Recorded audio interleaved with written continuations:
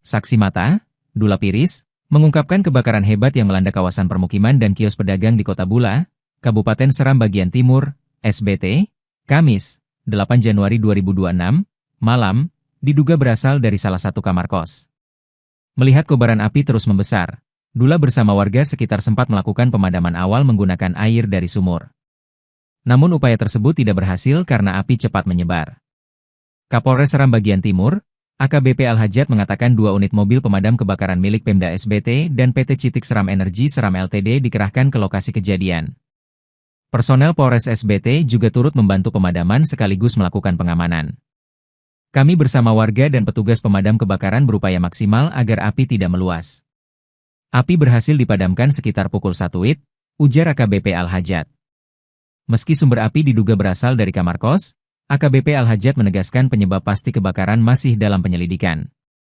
Akibat kebakaran tersebut, 1 bangunan kos-kosan 2 lantai semi permanen, 1 rumah warga, 1 warung makan, 1 ruko, serta 1 rumah kosong dilaporkan terdampak.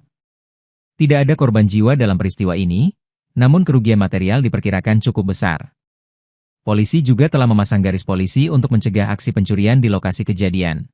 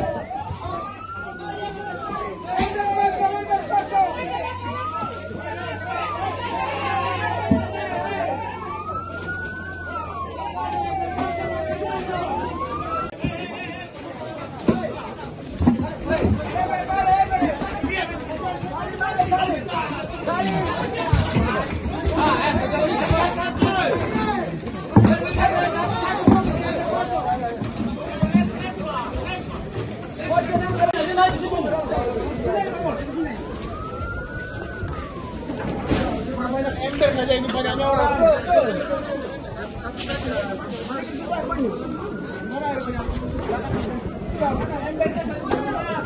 Video, wartawan banyak. Download Tribun X sekarang, menghadirkan lokal menjadi Indonesia.